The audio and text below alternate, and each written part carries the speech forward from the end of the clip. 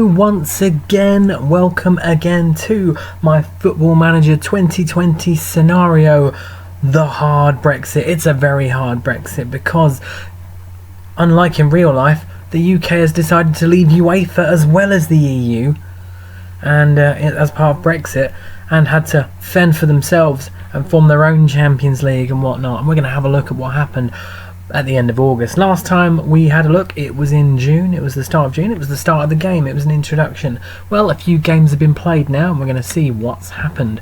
We'll start off on the international front with the World Cup qualifiers for the Brexit ones, or the English UK, call it what you want. But in there, England 2 out of 2.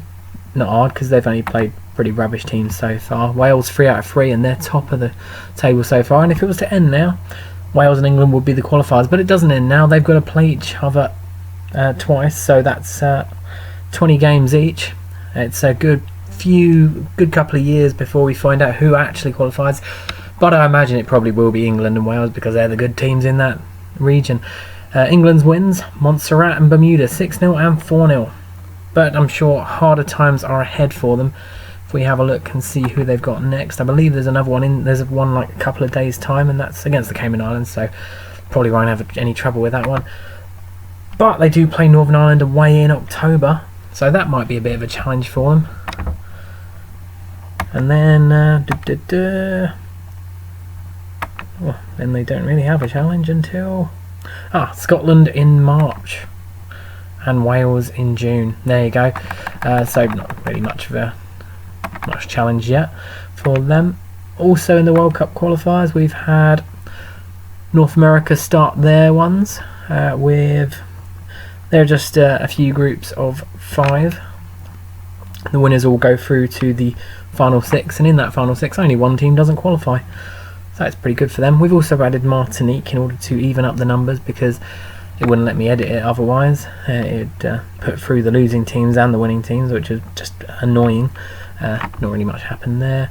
And South America's also started. Brazil off to a winning start, 3-1 against Paraguay. Argentina losing to Ecuador in their first game. Now the other continents also have qualifiers. They've had their draws, but the actual qualifiers haven't started yet. The European Championship qualifiers have started though.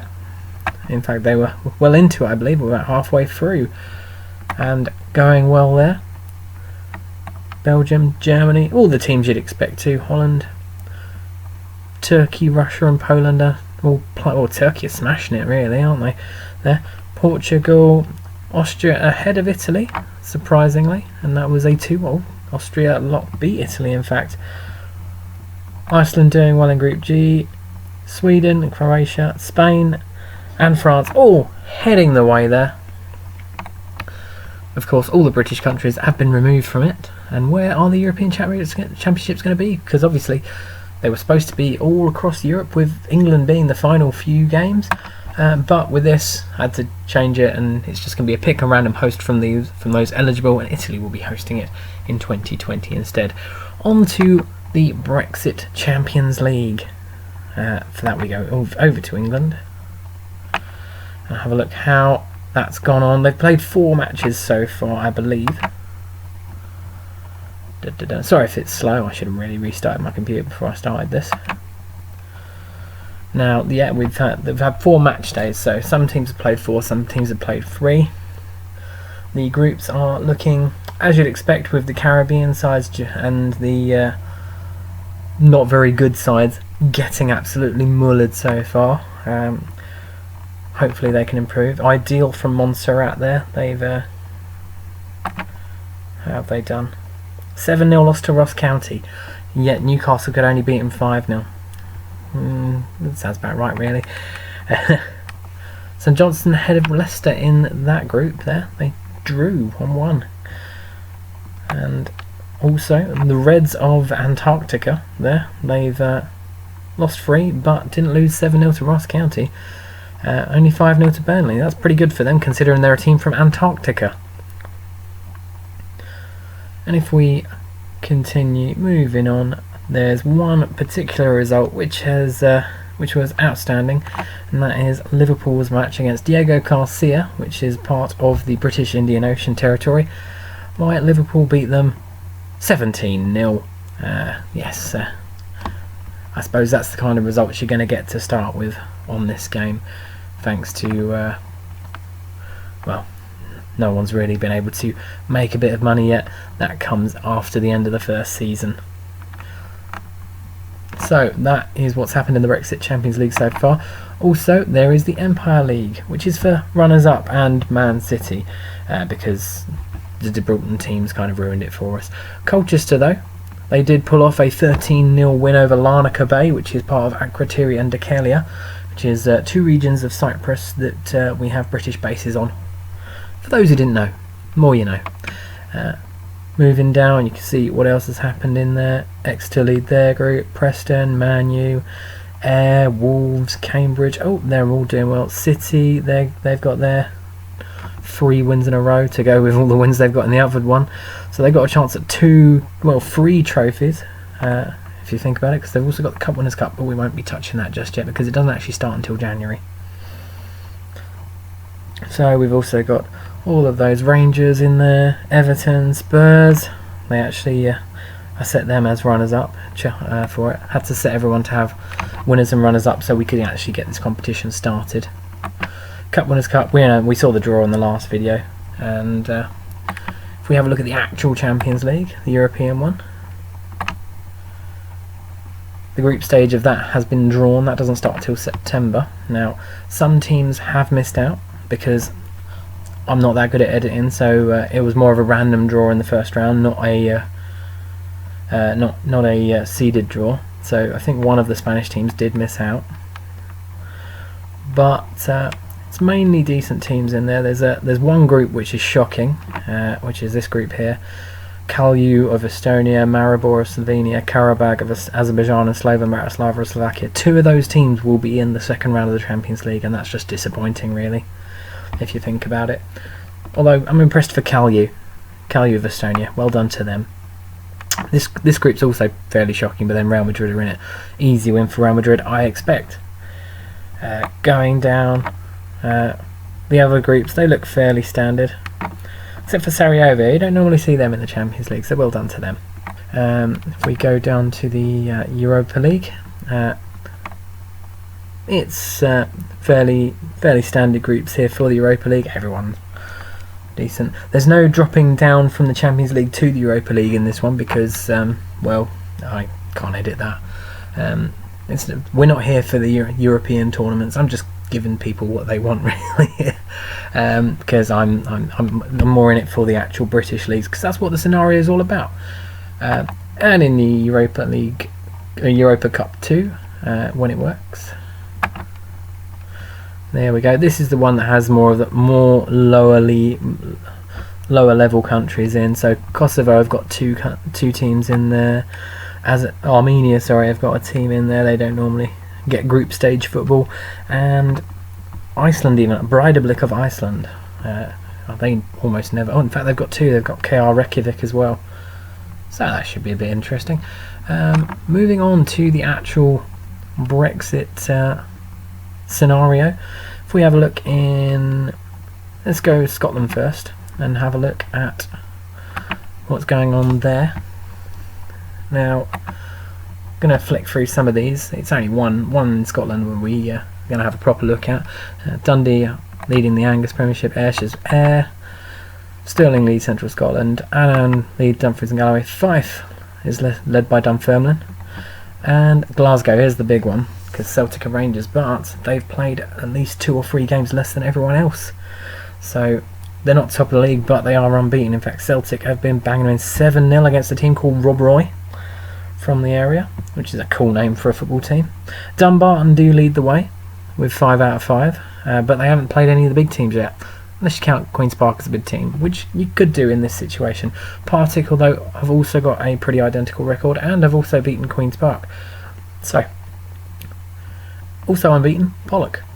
Yeah, they beat Queen's Park too. Queen's Park are not very good on this game. Elsewhere in Scotland, we've got Grampian, which is Aberdeen's one, and they've got the same situation as Celtic, where they haven't played enough games to be top. Formartine United leading the way with a 100% record there.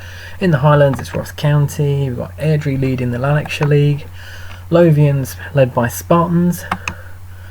That's the Hibs and Hearts one, just to mention. But they're just like Celtic and Rangers. They've not played as many games as the other teams, so weren't able to take advantage of it just yet. In Perthshire, it's St Johnstone. There's only 7 teams in that one. Meanwhile, in Renfrewshire, we have a playoff in that one because I felt like being different for this one. Morton and St Mirren are probably the favourites there. And in Scottish Borders, where it's literally no Scottish League teams, so Gala Ferrydean Rovers will get a shot at the Brexit Champions League if they win that. You never know. Skipping over all the Scottish non-league, we can have a look at the Scottish Cup and try and find one of the big teams. Hibs against Dundee Violet, but it's not really anything to look out for. All the big teams have entered in the second round, but they're all against probably NAF team Celtic. There we go, found them. Away match against Duns, who are from Lothian, I believe. The Lothian Championship, so not even the top division of Lothian. I imagine that one will probably be 11-12-0 or something, unless Celtic put out their second squad. You never know. But yeah, that's all of those. We can also have a quick flick through the current draws for the League Cups there, but very quickly, there's a lot there. And we've got the Tunnocks Carrow away for Challenge Cup. That's the second tier cup, and that doesn't start until December. In Wales, we'll have a quick flick through Wales as well, because you've got the Cardiff, Swansea and Wrexham lead the way in Clwyd. David have Carmarthen, Gwent have Newport County. Llanberis leading Gwynedd, although Bala and Bangor are probably the big sides there. And Quamaman are leading Mid Glamorgan. Powys, Llanrhydder, I think that's how you pronounce it. I apologise if I didn't pronounce that correctly. South Glamorgan and West Glamorgan are the big ones over there, because that's the one with Cardiff City on, who, just like Celtic and Rangers, haven't played a full 4 games yet, but they've smashed the teams they have played, who all seem to be called Cardiff in some way, which is a fun little thing with South Glamorgan there. Plus West Glamorgan, that's where Swansea are, and they're in the same situation. They're in fact they've got 3 games in hand over the other teams, and they've won all of them, not conceded yet, so pretty straightforward for them. And then you've got all of these other leagues, the lower divisions. You've in fact got the league which has the most divisions, which is Clwyd. They have over well over 120 teams, so Clwyd actually has 6 divisions, which is a lot more than London, which is surprising. Before I forget, there's also the Welsh Cup, which is just like the Scottish one, but I think there's even more in this one. So no, I'm not going to just sit there and find Cardiff and Swansea's matches. There's all of those. We'll probably focus more on those when it gets to like the 5th or 6th round, when there's only at least like 1 screen's worth of teams. Clwyd, that's their League Cup. There's lots of teams in Clwyd, so that League Cup's going to go on a while. Dyfed League Cup, Gwynedd, Mid Glamorgan, Powys, South Glamorgan, West Glamorgan. Yeah, those are League Cups. We'll focus on them later when they're actually going to finish. And we won't worry about the Caribbean nations until we find out who's going to win them. Northern Ireland is the same. Linfield will probably be the big team over there in Belfast. And of course, let's go to the main event: England, Bedfordshire. We won't focus too much on these ones because obviously they haven't got the biggest sides on, and we know YouTube clicks are going to go for the biggest sides, aren't they? So Luton leading the way there. Reading, Forest Green there. Marlow ahead of Wickham and MK Dons. Soham ahead of Cambridge and Peterborough. That's quite a surprise one. Chester lead Crewe and Macclesfield. Truro leading Cornwall, so they're probably the favourites there. Carlisle ahead in Cumbria. Chesterfield lead Derby and Derbyshire. Plymouth are ahead in Devon. Bournemouth lead Dorset. Durham's got Stockton in front there. And Essex is Colchester, and we move on to Greater London. That is where the big teams are getting involved. So Fulham lead the way, but they've played 1 game more than most of the other teams. and they lead by 1 point. But that point was an impressive 2-2 draw against Spurs, so don't count them out too much just yet. Arsenal are hot on their heels, as well as Crystal Palace, Chelsea and QPR. 4-0, 4-1 and 3-1 is Arsenal's record against Welling, Millwall and Sutton. Crystal Palace, they've got a decent record too. Chelsea, also Millwall and Sutton getting beat by them, and Dagenham and Redbridge and QPR as well, they've got a decent record too. Tottenham are next then, with that 2-2 draw with Fulham, plus wins against Welling and Charlton. And West Ham are the other big side really there, who have 6 points. They lost to Palace 3-2. So not too bad there going in Greater London. What about in Greater Manchester? And surprising there, Man United and Man City leading the way with 3-0, 3-0, 4-0 and 5-1, 2-0, 3-0. So Man United leading the way on goal difference at the moment. We move on. Southampton and Portsmouth top of Hampshire. Hereford top of Herefordshire. That's not too much of a surprise really, is it? Hertfordshire is led by Watford. Kent, we've got Gillingham. Lancashire is Burnley, Blackburn, Preston. This is a tight league, and I'm quite looking forward to see how this one ends. I imagine Burnley will probably come out on top by the end, but it's quite an interesting one to look at. In Leicestershire, obviously Leicester are top, and they've been banging them in. 7-0 win over Melton. To get that, Lincolnshire, Scunthorpe, Boston, Lincoln are behind Boston surprisingly, and they got one defeat to Grimsby. So there you go. But Grimsby are down there. Grantham pulling off some shocks possibly. In Merseyside, unsurprisingly, Liverpool and Everton are the top two, and Tranmere in third, all 100% records. But as you can see there, the goal difference for Liverpool is a lot higher than the other two teams, with a 12-0 win over Liverland, 8-0 over Marine and 4-0 over City of Liverpool. So Liverpool have been pulling out the big guns really so far this season, with that 17-0 win in the Brexit Champions League as well. Norfolk, Kings Lynn lead the way ahead of Norwich. Brackley are top of the Northamptonshire League. Tweedmouth leading Northumberland, but in this one there's no one of note really. The biggest team is Blythe or Berwick, and Berwick are the team that got relegated from the Scottish League, so they're not that big, are they? In Nottinghamshire, Nottingham Forest, unsurprising there, ahead of Mansfield on goal difference. Oxfordshire, we got Wantage. In fact, Oxford all the way down in 6th, but they are in the same situation as Rangers Celtic. They've not played as many games as the other teams. In Shropshire, it's TNS leading the way with Shrewsbury in 3rd, but Shrewsbury got a game in hand. Somerset, it's Yeovil leading the way. Staffordshire, we got Chase Town and Newcastle Town. Stoke all the way down in 9th, but have 3 games in hand over the top team. Suffolk, we've got Needham Market, Ipswich, they got those 2 games in hand like the rest of them. Surrey, we've got Woking, now that's not too much of a surprise because they are the biggest team in Surrey. Sussex, Crawley and Brighton leading the way. Crawley just had the bigger wins, it seems. Tyne and Wear, North Shields are holding off Sunderland and Newcastle so far by 1 point. Oh no, not by 1 point, by goal difference, sorry. They played a game extra, but they lost 5-0 to Newcastle. Luckily for them, two of their wins were big 6-0 ones to keep their goal difference up. In Warwickshire, Stratford are top with Nuneaton in 2nd. And in the West Midlands, this is one of the more interesting ones as well. Stourbridge ahead of Coventry, Birmingham, Sutton Coldfield and Aston Villa, with Wolves down in 8th. But Wolves have got a game in hand. In fact, Stourbridge have had a game extra than everyone else and therefore lead the way by a point. In Wiltshire, it's Salisbury and Swindon, not too surprising there. Worcestershire, Kidderminster lead the way. And in Yorkshire, another one of the tight ones that should be interesting to see throughout the season. Bradford top ahead of Rotherham, Leeds, Hull and Barnsley. Sheffield United all the way down 7th, Middlesbrough in 8th. And Sheffield Wednesday in 10th. There's a lot of league teams in this one. And a lot of just non-league, lower, high non-league sides in there as well. It's quite a tight division. I'm quite looking forward to it. So have a quick flick through the Championship. We don't need too much about them. These teams will get a slight, I think 10 million is the prize for winning the Championship, so they will probably get a bit of cash in there eventually. League 1 and then League 2 and in the Greater London Conference. In the FA Cup, well, you can see Liverpool's game there. They're top. They're drawn into the first game. Carlisle City. I imagine that one may be another high-scoring affair for Liverpool. They've already bagged quite a few goals this season. Scrolling down,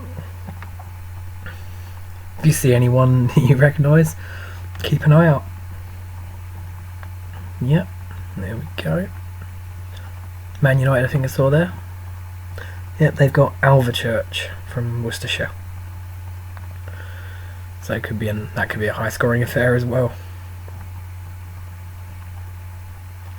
Of course, the FA Cup will probably get a bit more interesting when we get to the 5th or 6th round, when all the non-league seeds, the current non-league teams have been knocked out, and it's just the normal real-life league teams that are all facing each other there. But they've got quite a few rounds to get through. Okay, quick looks at the draws in the League Cups. Not too much has happened there. It's same old. It's the same format, so teams probably aren't taking these cups as seriously as the others. There's no European places or tournament places for winning them. You just get, I think this one might be a 10 million prize just for winning the cup. So it's not too big a prize. It's just bragging rights, really. It's just so everyone gets a bit more to play for. And there we go. So we've gone through all of those. There's only really one thing left to do, and that's just have a quick flick through some of the quirky bits. The transfer window has just closed. So if we take a look at what happened in the transfer window. So the biggest transfer apparently was Victor Wanyama joining Leicester from Spurs for 16.25 million, rising to 20.5. And Marcus Rojo leaving Man United to join Nice. Napolis Mendy leaving Leicester to join Lyon, and Arsenal spending 5 million, big money for Arsenal, again for Francisco Ortega. I believe there was one other signing. I think Liverpool. That's right. Liverpool signed Alex Telles for 34.5 million, which was the biggest signing of the summer. And Leicester signing Nemanja Matic from Manchester United. So those are the transfers. There's a couple of other things that I just wanted to show you. One of the quirky things that I've found when playing this for my own benefit was that certain managers joining the non-league sides to further their career. Alan Pardew, he has gone to Corby Town, and if we also David Moyes has joined Bury, the resurgent Bury. We also have Emma Hayes. I didn't even know she was on the game, but the Chelsea women's manager is now manager of Racing Club Warwick in the Warwickshire League. We've got Harry Kewell, Champions League winner with Liverpool, has moved to Aylesbury Vale in Buckinghamshire, I believe that is. Plus Jimmy Floyd Hasselbank, the legend that is, he's now at Gillingham Town. Not the real Gillingham, no, Gillingham Town in Dorset. Clearly they're paying well. Stuart Pearce, he's over at Wroxham in Suffolk. Is it Suffolk? Doesn't say, could be Essex. Suffolk or Essex. And then we've got Teddy Sheringham, the England legend, is at Axminster in Devon. Finally, Wes Brown, Manchester United's former defender. He is now manager of Bridlington. Is it Bridlington Town or Bridlington Terrier? Bridlington Town, sorry, it's Bedlington, that's the Terriers. But there you go, and that is what's happened so far in the league. We'll skip forward a few months for the next edition, and we'll see what happens, see if anyone has cemented a place at the top. I imagine a few teams probably will, and see if there's any shock results, or any gigantic results like Liverpool have done on this episode. So I hope you've enjoyed, and like and subscribe for more.